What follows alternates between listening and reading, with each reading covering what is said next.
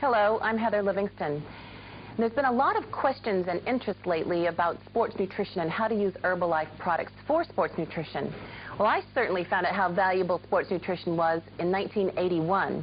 I was going to university and I was playing water polo, and practice was 3 hours to 4 hours in the morning and 3 hours to 4 hours in the afternoon. And in between I was going to university and I was working as a beach lifeguard, and I just used the big excuse, time. I just didn't have time to eat properly. And you know, the first year I played water polo, I enjoyed it. The second year it started to become a drudgery because I was becoming fatigued all the time. I had low energy, and both of those made me very cranky and not a nice person to be around. I was even thinking of giving up water polo. And then one week, I remember very clearly, in the middle of the season of my second year, my girlfriend told me about a product she was using. She was taking it to lose weight, but she told me even the first week she started taking this product, she started feeling better. She had more energy. She liked the taste of it. It was easy to take, and she told me I should try it. So because I was thinking of giving up water polo, I didn't really want to, so I was willing to try anything. I looked at the ingredients, and because I was studying medicine, the ingredients were great. I had to tell her, though, if it didn't smell right, it didn't taste good, I wasn't going to stay with it. So she assured me it tasted good, and she told me it was very convenient, it was easy to do. And of course, as an athlete, I didn't have any extra time, so convenient was a big, big priority for me. So I got up in the morning about 4:30, had my shake, rode my bicycle to the pool, got in, and I felt good. Okay, I must have been because I slept well the night before, I figured.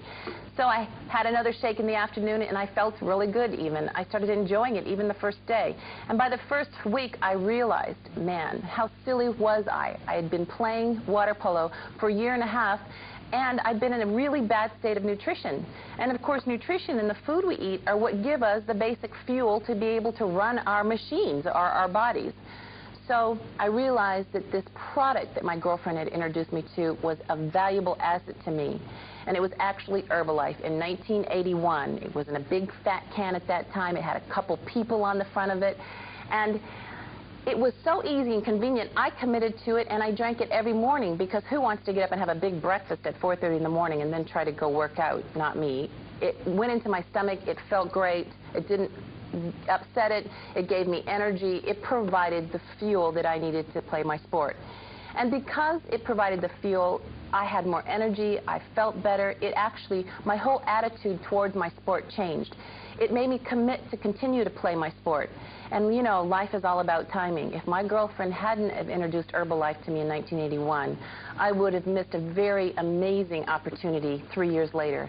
And that was in 1984, when women's water polo, we had a wonderful opportunity to be an exhibition sport, play an exhibition game in those Olympics. So again, life is all about timing and being open to trying new things. I tried it, I committed to it, and Herbalife has stayed with me since. After university and after the Olympics, I went on to get my graduate degrees, and then I went on to be a representative and work with the professional basketball teams around the world, both in the United States, in Europe, and all over Asia. And working with basketball athletes, I realized that there is a huge need for sports nutrition. We probably just assume that they already have a program. Well, don't assume that. It gets you into trouble, because they don't generally have a program. We worked over the last 10 years or so in implementing a program, but this just means that if professional basketball worldwide did not have a nutrition program, that there's a lot of other sports and athletic teams out there without any basic nutrition program. And we must remember, it's the food we put in our mouth that provide fuel to run our bodies. I always tell athletes to think of their bodies as a high-powered elite sports car. You put the best fuel possible into an elite sports car. And what are we doing? We're putting junk into our bodies and expecting it to perform optimally? Well, that doesn't work. So if we can at least get into athletes and talk to them about being an elite sports car, certainly they can understand that, and understand also that they must treat their bodies as good or better than any elite sports car out there.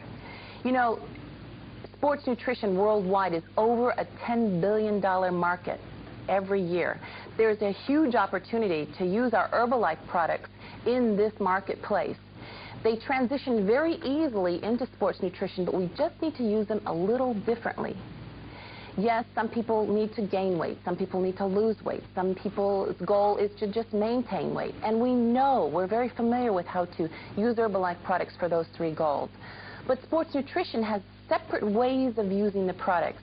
And that's what we're going to talk through. We're going to talk through the optimum time to use the product and why the Herbalife products truly fit the guidelines for sports nutrition products.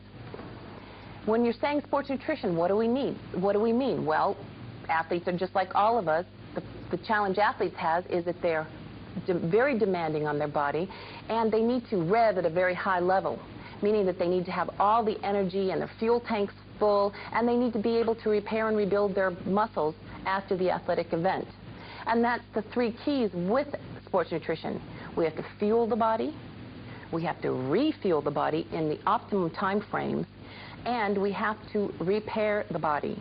And it's unfortunate that this third aspect is an aspect in sports nutrition and the field of athletics that often is missed, is adequate repairing the body. Now, fueling. That's the primary goal for the athlete, especially pre-event. Fueling starts with carbohydrates. Most people, when I say carbohydrates, they say, oh, bread, pasta, potatoes. Yes, those are all carbohydrates. But don't forget your entire group of vegetables and your entire group of fruit. So all grain products, fruit, and vegetables are all carbohydrate, providing basically 4 calories per gram. And it's that 4 calories which is the way that energy is measured from the food we eat. The carbohydrate goes in, we chew it up, we begin digestion in our mouth, it goes down to the stomach, it continues to get digested, it crosses over into the intestinal tract and is absorbed into the bloodstream. In the bloodstream, it's now glucose. That's the blood sugar that floats around our bloodstream, providing immediate fuel. If we don't burn it up at that time and our fuel tanks or our muscles are low, then that glucose then goes into the muscles and converted to muscle glycogen. If you talk to athletes, they're going to ask you about muscle glycogen. How does your product convert to muscle glycogen? All carbohydrates convert to muscle glycogen if the muscles are needy when we eat in a carbohydrate-rich meal. So that's fueling. The optimum time to fuel is 30 minutes before the activity or exercise or training. And that's many times where an athlete is nervous, they have a little twitchy stomach, they don't want to eat anything because they think it might upset their stomach. So on training days, they should get used to fueling their body in that 30 minutes pre-exercise. Never ever start with a new program, of course, on the day of competition. Get used to a product on the day of training, 30 minutes, and then go into the competition with your fuel tanks full. Now, as far as protein, a lot of athletes always ask, well, I need protein. A lot of athletes abuse too much protein, meaning they eat too many eggs. When an athlete tells me they eat 6 eggs for breakfast and a half a cow for lunch and a pig for dinner, that's too much protein. I know I'm making jest and making fun of it, but athletes many times eat too much protein, and too much protein is hard to digest, plus many protein sources are high in fat and cholesterol. So what we need is optimum amounts of protein in adequate amounts. And different sporting events and different training require, and different body sizes require different amounts of protein. Now, on average, an average active person, not an athlete, but an average active person requires about 1 gram of protein per kilogram of body weight. Now, there's an easy way to measure that, so you don't have to go and measure all your food and then weigh it and then eat it and go, okay, this is 1 gram of protein per kilogram body weight. If you look at your hand, you remove your fingers, the palm of your hand, the same thickness and the same size, is a visual way to think that's the amount of protein my body needs every day. From my hand is from my body. Now you're saying, well, that's easy. I'll just eat a chicken breast each day. That's about that size. Well, yes, even if you remove the chicken breast, it's still 25 to 30% fat. You remove the skin off the chicken breast, it's still 25 to 35% fat. So even though that's the size of a chicken breast, it doesn't follow the definition of high-quality protein. High-quality protein is defined as containing all 9 of the essential amino acids. It's very low or non-existing in cholesterol and very low in fat.